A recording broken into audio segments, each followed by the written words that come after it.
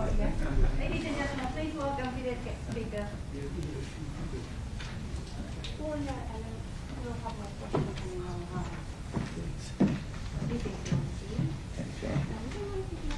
Yes, absolutely. Respect. 写真撮る方いらっしゃったらどうぞ前の方説明になってください。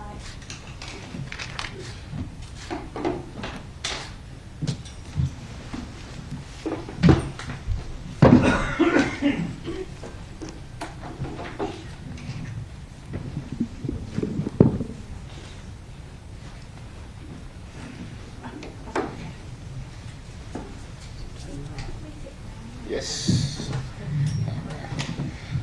In favor of cameras.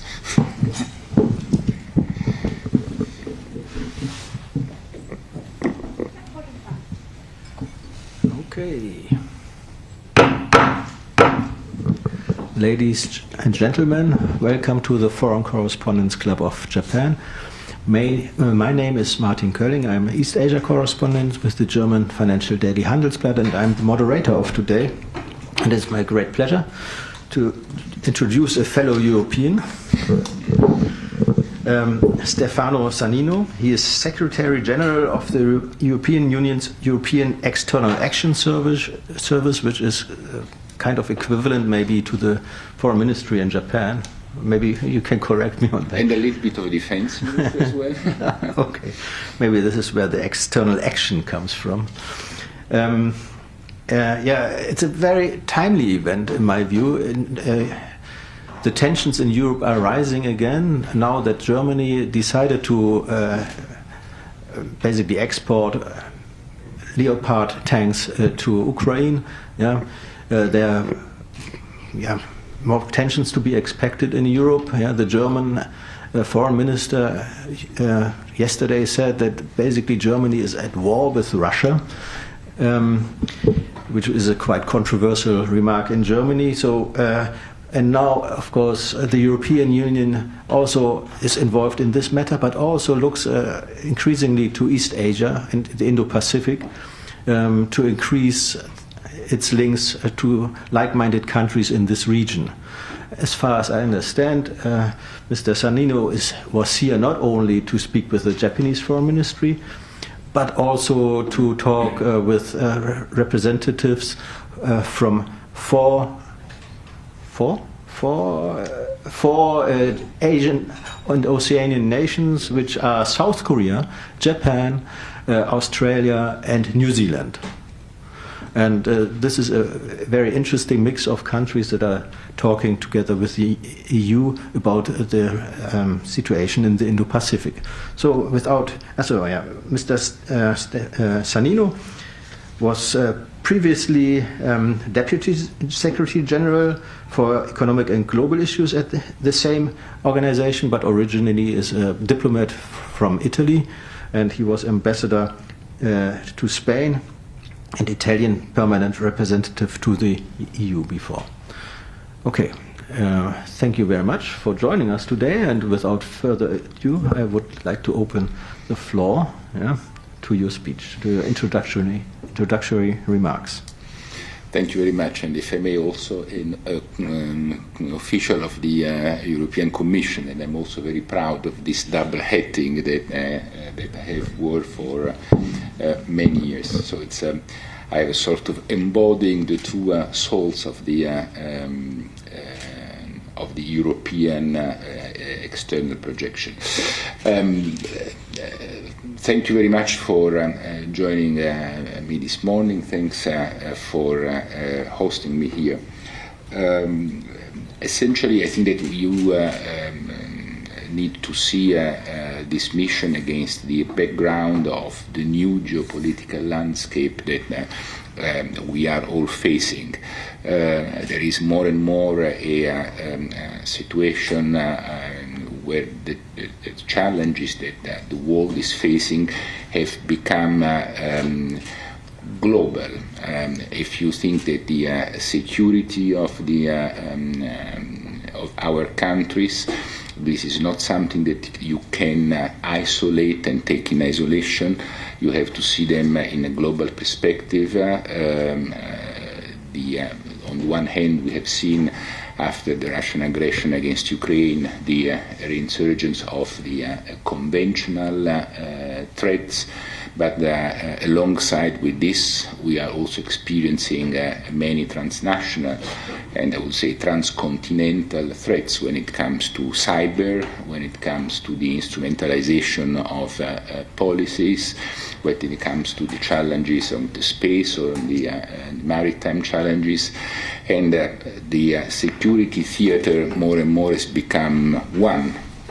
And again, I mean, from that point of view, it's, I think, completely overcome the division between the different regions of the world, Europe, Asia, Americas, because we are essentially all, again, as I was saying at the beginning, facing the same kind of challenges. And that's why there is we have decided to move much more boldly in strengthening the relations with the across the spectrum, but in this case particularly with Japan. Japan has been for a long time a key partner of the European Union. In the last few years, we have gone through a number of important agreements, strategic partnership back in 2018, the economic partnership in the same year, but then the connectivity partnership, the Green Alliance, the digital partnership.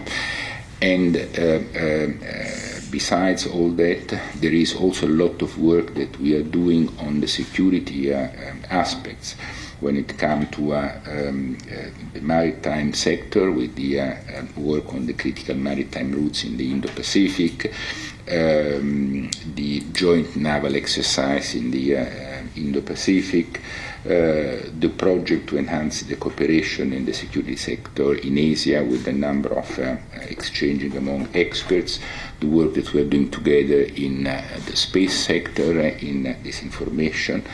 All this to say that there is a very rich basis on which we are building and strengthening our common work.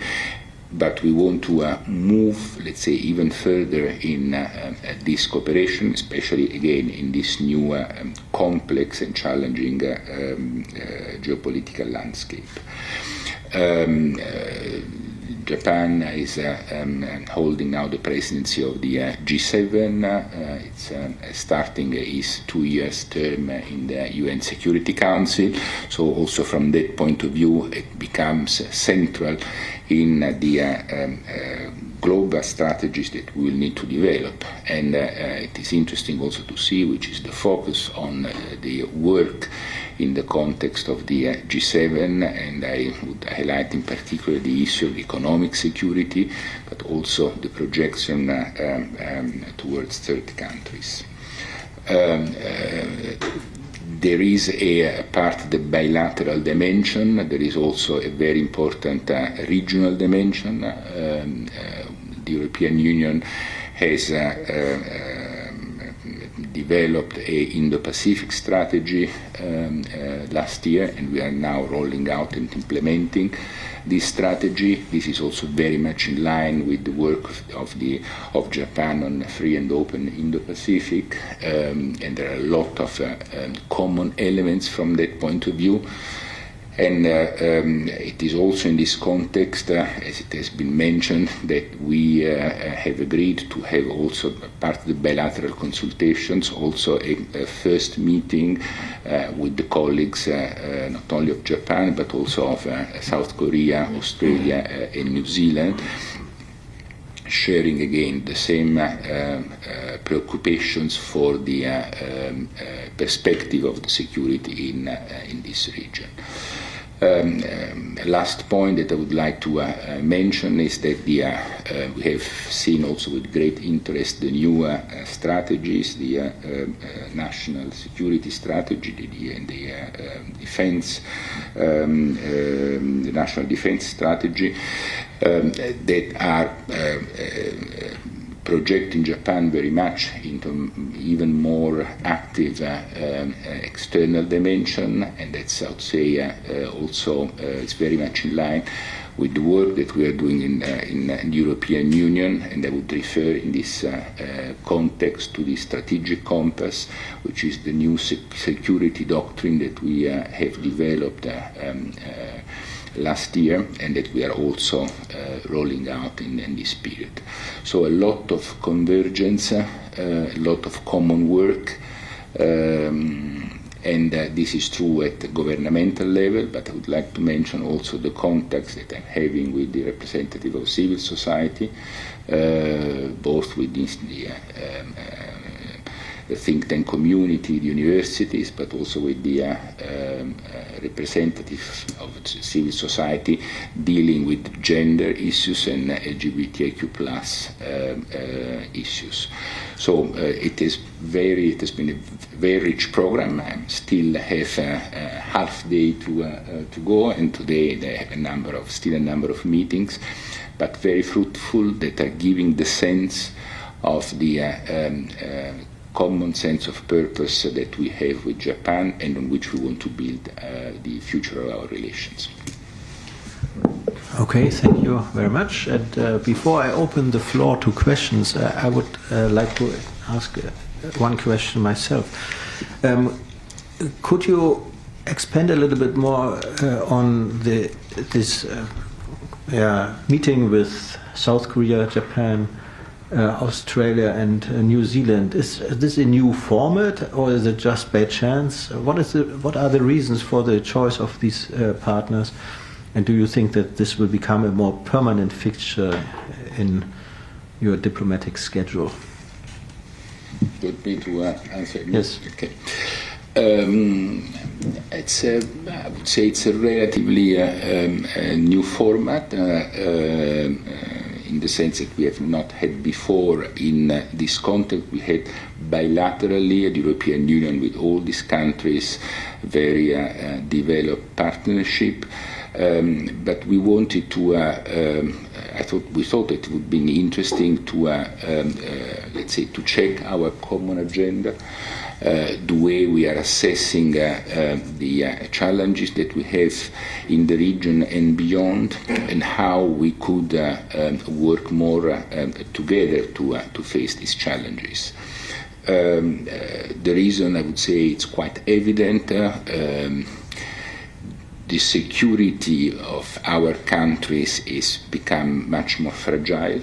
And again, the aggression against Ukraine is showing this in a very graphic way, and the risks of potential complex situations and how we can face this together. We share the interest of defending a rules-based international order, and we would like to make sure that all the countries abide by this rule that we have agreed among ourselves, and to which we are all have agreed to abide by.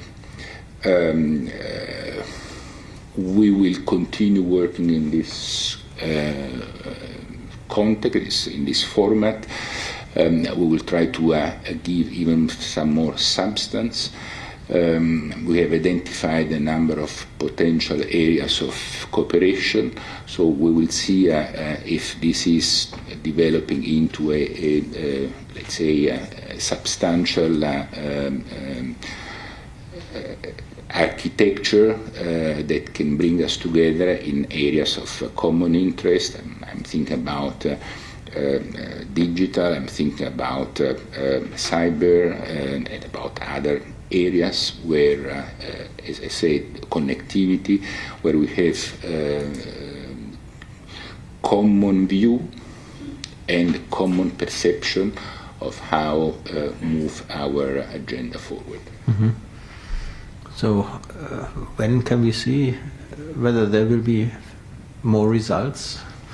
I mean, we started yesterday, so we will work on that. I mean, we will see. I mean, we have agreed to define more specific agenda. We have identified a number of areas, some of those that I have mentioned now, and we will have our let's say experts working on this, and we have committed to meet again, possibly physically, in the coming months. Oh, so it's moving. Okay, then I will open the floor to questions to journalists first. Any questions from journalists here in the room? Yeah, please come to the microphone and identify yourself by name and affiliation. And you can ask as many questions as you wish. Not so many here today. Hello, my name is Shoichiro Taguchi from Nikkei. Very nice to meet you. I have a question regarding the situation in Ukraine. So regarding the latest developments in arms supplies to Ukraine, mainly from the US and European countries, do you think the level of the military support from the West have moved to the next stage amid the war soon to enter its second year? Will this be a key to put enough pressure on Russia?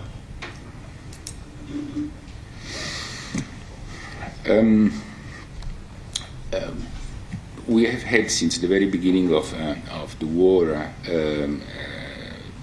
we have felt the need to support Ukraine against this aggression. I don't want to repeat the standard formula, but it is true that it is an aggression which is completely unjustified and ungrounded. And we have seen it as not only an aggression in his own character, but also as again as a violation of the international order that we have given ourselves for the last 70 years. I think that this latest development in terms of arms supply is just an evolution of the situation and of the way Russia has started moving the war into a different stage. I mean, the indiscriminate attacks against civilians and against cities, so it's no longer military targets, it's no longer critical infrastructures, now it's targeting cities, people, citizens, and that's, I mean, it's just giving the possibility to the Ukrainians to defend themselves against this. So for me, it's not moving the war at a different stage, it's just giving the possibility of saving lives and allowing the Ukrainians to defend from these barbaric attacks. So what about the, how do you think about the delay or kind of hesitation in Germany's decision in the process of deciding to provide Leopard 2? I suppose the US was also initially cautious about providing tanks, but why do you think that the countries raise the level of the arm provisions here? And how would EU respond to this movement?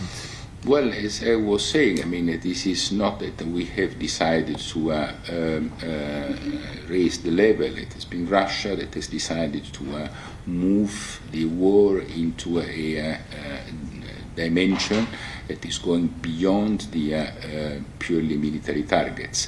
And from that point of view, it was evident that the support that Ukraine had been given was not sufficient to allow them to defend themselves from these attacks. Whenever you take this kind of decisions, there is always, let's say, a normal degree of caution about doing and taking these decisions. I think it's responsible to think about this, but I also have a very clear sense that within European Union there is a determination to support Ukraine, as we say, as much and as long as needed. We cannot accept that this aggression can prevail over the rights of free country to preserve its own independence and territorial integrity. My last question regarding the Ukraine's accession to the EU membership. So Ukraine applied for the EU membership in February 2022 and was granted EU candidate status in June last year. So the Council has said that it will decide on further steps once Ukraine fulfill the condition outlined in the European Commission's opinion. So do you see any progress regarding Ukraine's accession? In what ways do you think improvements are still needed, such as in the development of a market economy in Ukraine? Yes, this has been a very important decision, and it has been taken with the I would say with the clear sense of the implications of this decision. We wanted to provide Ukraine the sense that the door to the European Union is open. It's what they have always looked for. At the end of the day, the war started much more for this than for any other consideration. The idea of having a country that would move steadily towards the European integration and to be an open and integrated economy with the European Union. There are a number of the enlargement process is as we say, a merit-based process. So you need to comply with a certain number of rules. There is a political decision, and that's the one that has been taken. But then there is a technical process because you need to integrate into a community of law, and hence you need to be ready to accept and introduce in the legislation the European component. That's why we have identified a number of areas in which Ukraine needs to work. And I have to say that it is quite striking that in spite of the circumstances and of the war that is ravaging the country, they have been extremely committed and very fast in starting working on this agenda. And there are areas where they have already produced some very concrete improvements. I'm thinking in particular to the justice sector. This does not mean that the work is completed. There is an adaptation of the legal system, of the economic system that needs to be implemented, and we will continue working together. But I think that the political signal is clear, and the commitment of the Ukrainian authorities is also very clear, and that bodes well for the future. Any enlargement process is a process which is based on the commitment of the country. It's not just a commitment of one institution, of one government, because it's a long-term process, and hence you need to have the whole society backing it. And once you have it, as we see it happening in Ukraine, the process can move much more steadily than when societies are more uncertain about their future positioning. So I'm confident that this will happen and will happen rapidly. Thank you. Rapidly means in terms of accession? It's not, I mean, I'm saying rapidly because, as I say, I mean, if you look at the other enlargement processes, the problem starts when you have a lack of agreement within the political spectrum. And then you have, let's say, going back and forward. I mean, but if you have a linear process where you are adjusting, it takes the time that it takes, because, as I said, it's not only a political decision. The political decision is the first step, but then it's a technical work that needs to be done, and you need to adjust the legislation to provide a track record, and that takes time. So it's a question of years, not months. But once the direction is clear and you commit, then I mean it can be more rapid than in many other cases. So, according to recollection, what was the fastest process? Do you remember? It's difficult to say because we have had different waves of enlargement, and over time the concept of enlargement has changed. The fastest process was the enlargement that brought in, let's say, the countries of Central and Eastern Europe, which was a process which was, let's say, done rapidly. But then progressively we saw that the rapidity was against the effectiveness, and it was creating tensions in these countries because of their capacity to, let's say, stand the impact of the European legislation, of opening the economies, of liberalizing, of not having state aids which were supporting the economy, and so on. So we have tried to create a path which is maybe a little bit longer, but then can allow the countries, once they are in, to avoid problems in, let's say, for their own progress in the European Union. And so the process has become longer, but more effective. Thank you. I would also like to come back to the Ukraine war. You mentioned that the EU will support Ukraine, will lend as much support as needed and as long as it's needed. For what goals? So what are basically, who decide what is, when the need is basically fulfilled, and what are the goals that you think should be pursued? Well, I think that the goal is very evident. It's not to allow the Russian aggression to succeed. We have been supporting Ukraine because we believe that this aggression is, again, is completely unjustified.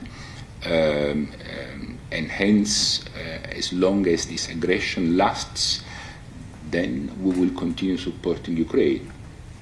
Yeah. In the borders of when? That's, you have to ask Mr. Putin when he wants to stop it.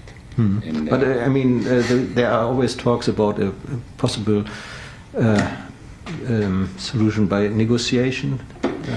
But this is a question that is coming back regularly. President Zelensky has presented a 10 points peace plan where he's identifying a number of elements for peace to take place.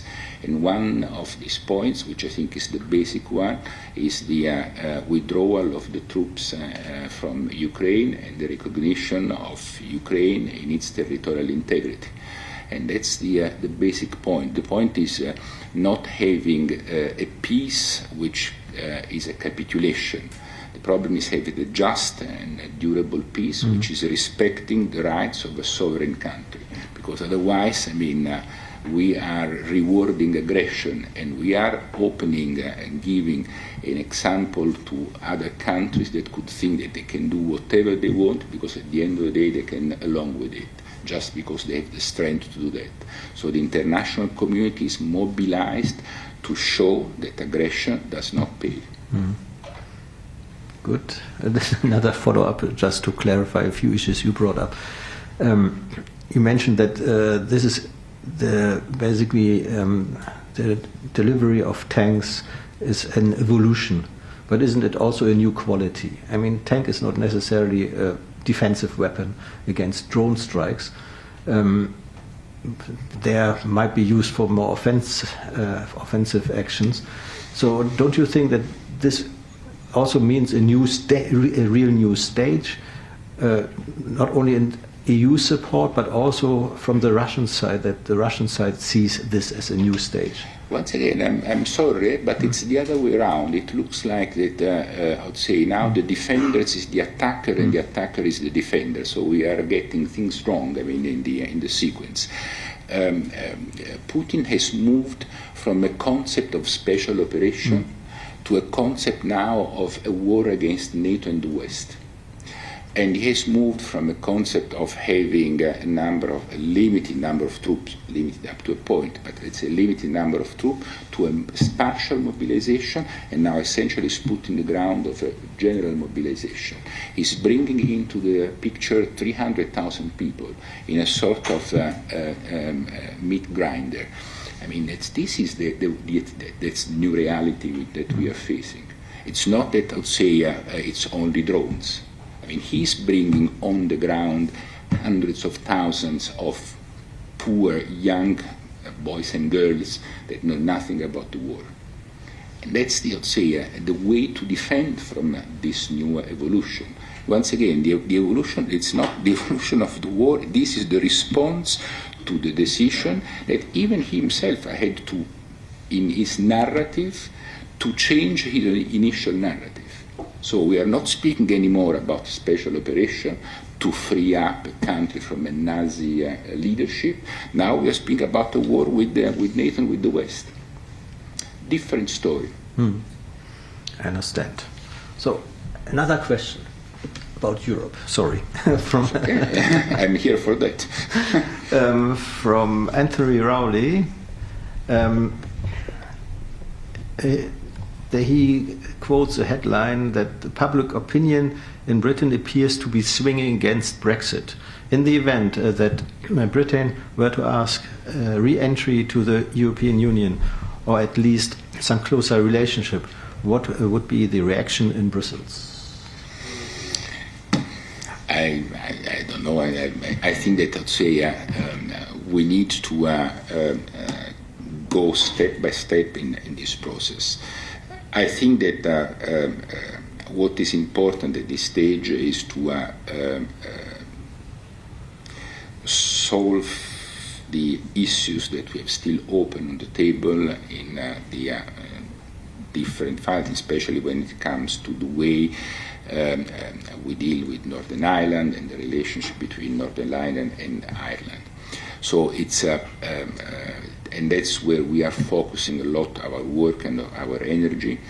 And I think that this new government in UK is taking steps that we find positive in terms of providing concrete and pragmatic solutions to all these issues.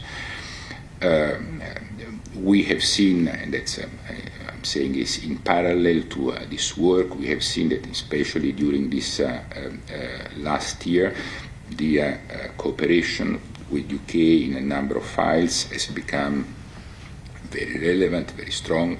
The work that we're doing in common when the reactions to the Russian aggression, the work on sanctions, we have seen again a lot of interest in cooperation, also in very sensitive sectors, and that's also creating let's say an environment of closeness or greater closeness between EU and UK.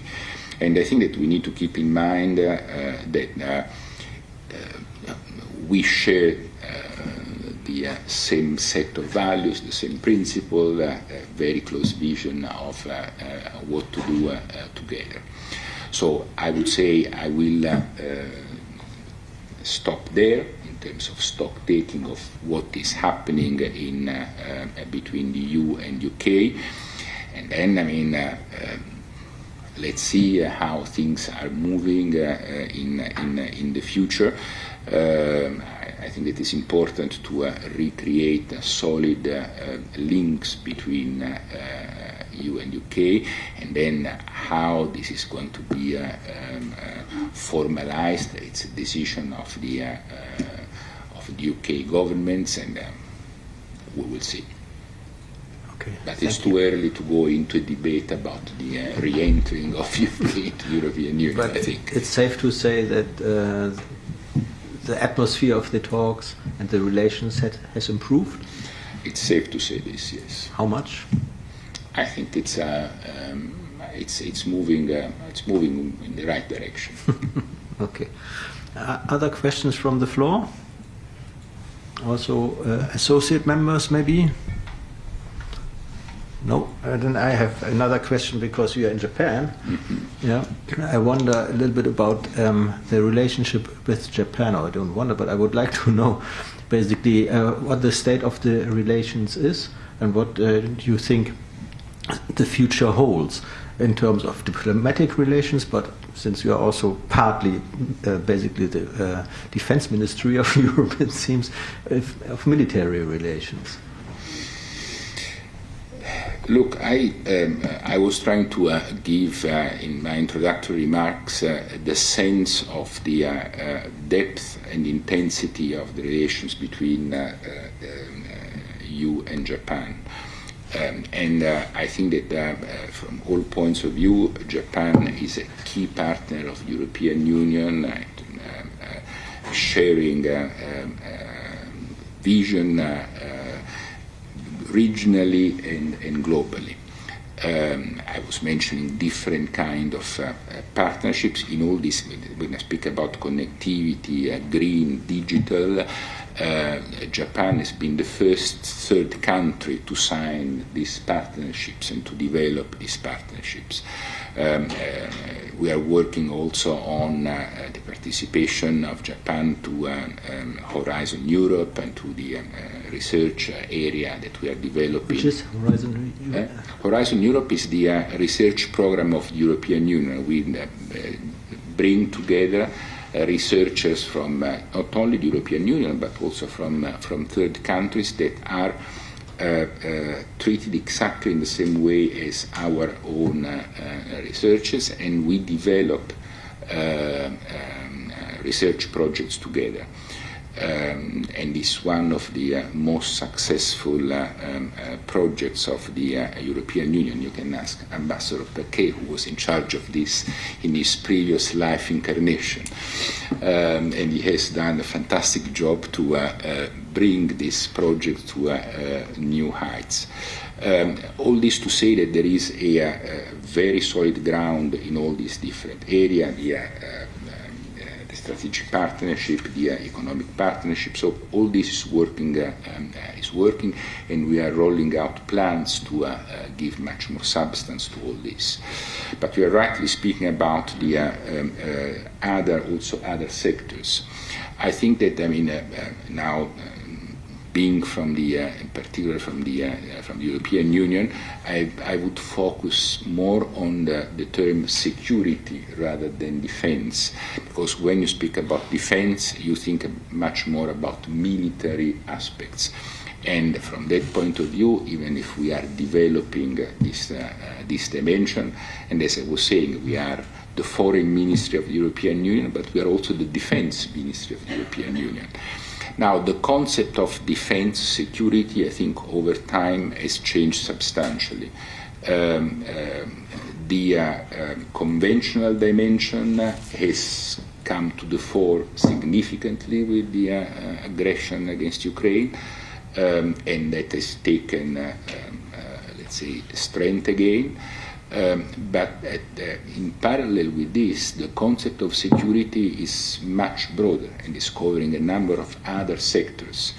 Cybersecurity,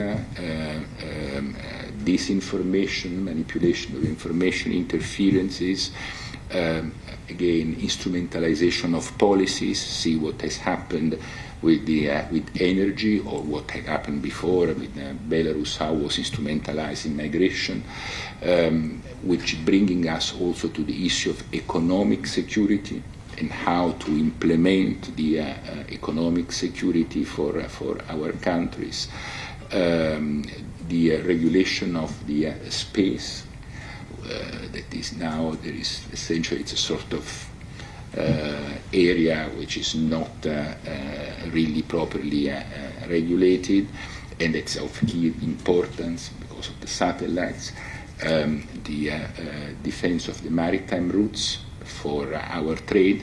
So the concept has become much, much broader, but even the setting of standards and norms and how this is done is determining our security.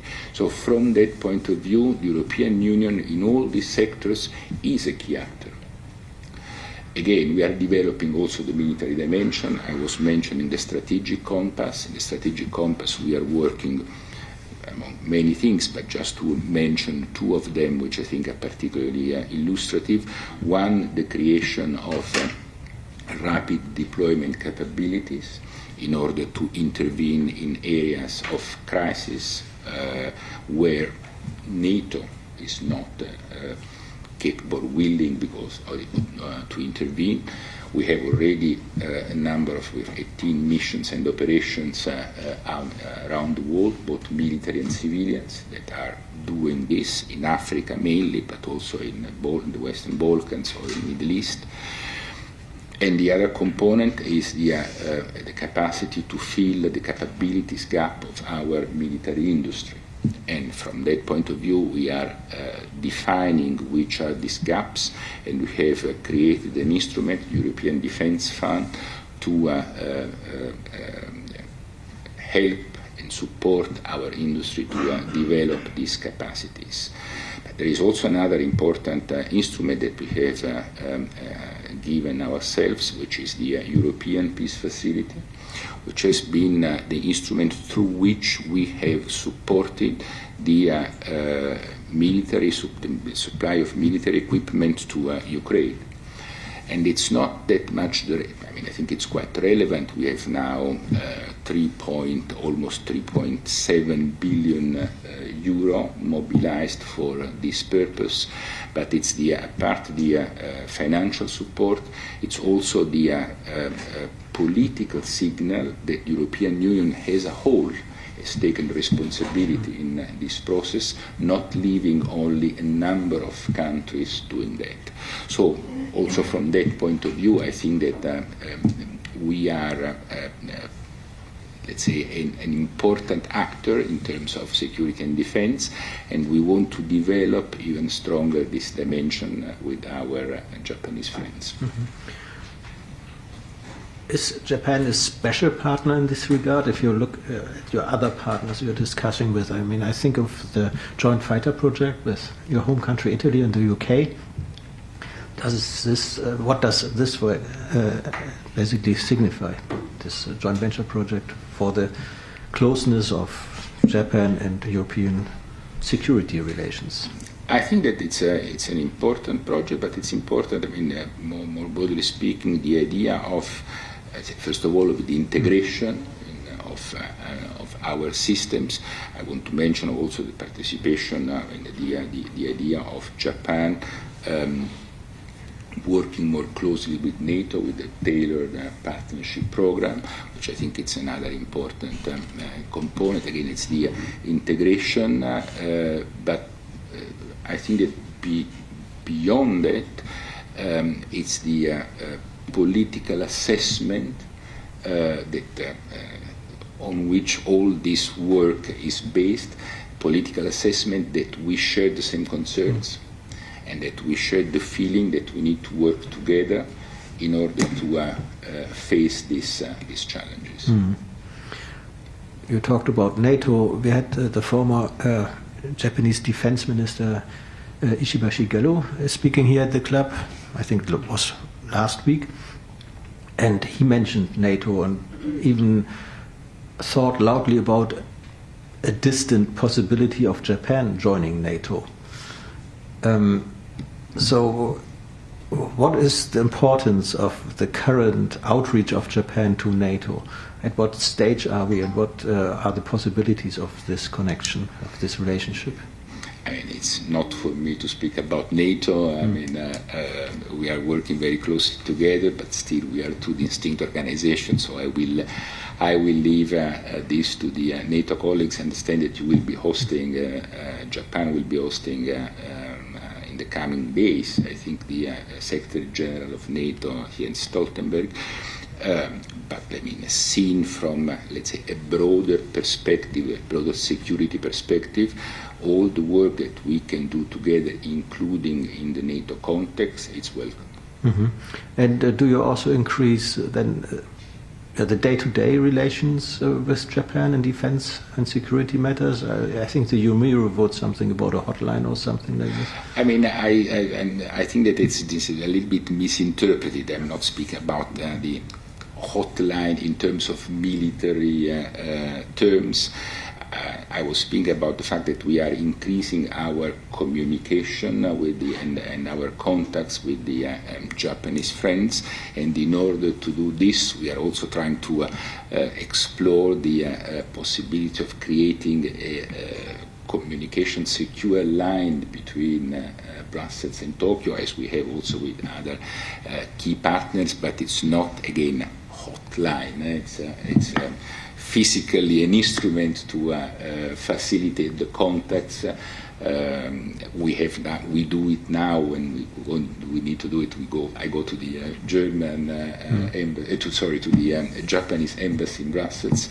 But I think that it's more practical if I can have something in my own building. So secure means so that the Russians, the Chinese, and the Americans can't listening in. I mean, that in principle we can talk more freely. I mean, when you are on an open line, the risk of being heard is very substantial. When you are on a secure line, it's you are much more protected, and so you can be more outspoken in the way you approach a number of issues. So it's a pure, I would say, technical tools of communication. So I mean, because this has created some maybe some misunderstanding about what we were doing. Okay. Other questions from the floor? No? Then I have another question. I mean, we have time, so I will try to get as much out of you as possible. Regarding your security assessment of Asia in a broader context, not only Japan, but also Asia as a whole, East Asia, what are your biggest security concerns here in this region from the European point of view? Our concern is I would say more our aim is to preserve the stability of the region and to preserve the freedom of navigation and the creation of the development of a space where countries can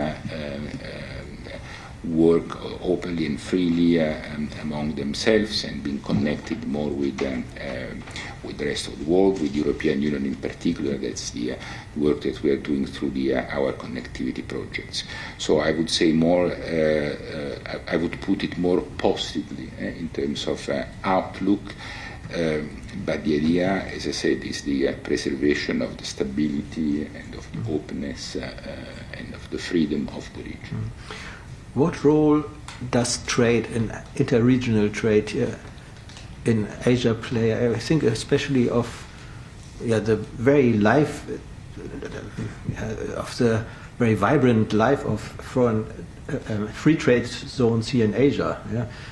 RCEP, the Regional Comprehensive Economic Partnership, is just celebrated its first anniversary.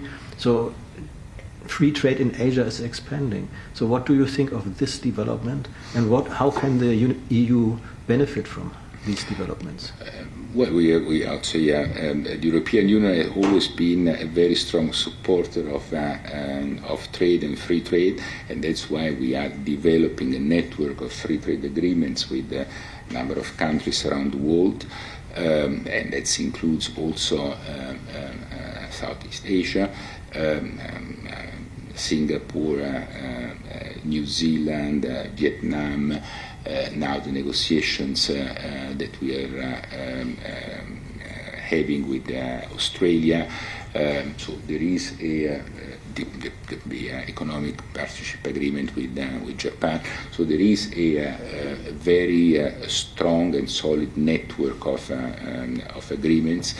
We have also exploring the possibility of a free trade agreement with ASEAN, complex, considering the complexity of the ASEAN region, but this is a key part of the work that we are doing, and that we want to develop. The idea, again, of free trade, for us, it's a driver for growth and for stability and for integration of communities. And do you have any assessment about the different free trade agreements here in this area, and what role they can play for the stability here in the region, like RCEP, like CP, TPP? I think that, again, I mean, the larger the network and the more comprehensive the network, the better it is. And in any case, when you have a free trade agreement with one region, let's say you extend the benefits almost naturally also to other regions. So for us, the development of this network is extremely important, and that's why we want to enhance the work from this point of view. And even when it comes to the economic security aspects, in the European Union, we have identified the component of the free trade agreements as one of the key elements of economic security. You mentioned negotiations with ASEAN countries. Here in Asia, you sometimes hear that one hurdle are the relatively high demands of the European Union in terms of labor issues, human rights issues, maybe environmental issues. Sometimes some people even say this is a kind of new protectionism from Europe. So how do you think we can overcome these issues?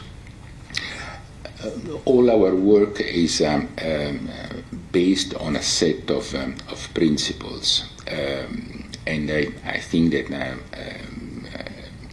as we have seen, for example, in the green area, the environmental standards are essential if you want to preserve our planet. I think that we all have an interest to create, let's say, and to accept conditions where, I don't know, we authorize child labor or accept the idea of child labor. We are not, let's say, inventing standards. We are just applying international standards, which comes from the International Labour Organization, the standards in the environmental sector, because we think that trade has also to be sustainable. And otherwise it becomes predatory, and the effect is that you are just drawing on the resources of a third country without creating wealth for everybody and conditions for growth in all countries. So I think that as we are doing also in the connectivity sector, we are not putting conditions, but we are creating conditions for a sustainable growth. And that's our main driver. And I think that when it comes to trade, there is a reciprocal interest in moving in this direction. After our trade agreements, normally speaking, I mean, there is a growth of the GDPs on both sides, so it's a win-win solution. I think that what we need to distinguish, if you want to go into the point of the protectionism, is we need to distinguish the idea of protecting, not of becoming protectionist, because it is true that the level playing field, it's something that needs to be ensured on both sides. Otherwise, we run the risk that the openness of our societies is being abused by some countries. And I think that the work that we have been doing in the last few years when it comes to the open strategic autonomy, the concept of the screening of the investments or the movement to have anti-coercion measures, it's important to readdress these imbalances and to create a level playing field. But again, I mean, we need to have in mind that our efforts are not that of creating walls or barriers, but just, let's say, avoiding the abuses of our openness. Okay, thank you very much. Our time is almost up. I don't think we have to extend it. Yeah, thank you very much. Please give our guest your hands. Thank you very much. For your answering all the questions. And yeah, it is common in our club. We also prepared a 1-year honorary membership. As you said that you like to come to Japan, maybe also in a private capacity, you are welcome to join us at the bar. Thank you very much. Thanks a lot. Thank you. I think I will use it because I'm planning to come back. Please give us, especially, before I forget it, then in that case you should drop me an email, but to be able to do that I have to give you my card. Yes, well, that's my card. Oh, really? Especially in Japan, it's a very bad thing. But I would be happy if you put me into a mailing list, so when you come back, please give me a call. Pleasure. Thanks a lot. Thank you. Thanks, everybody. Bye.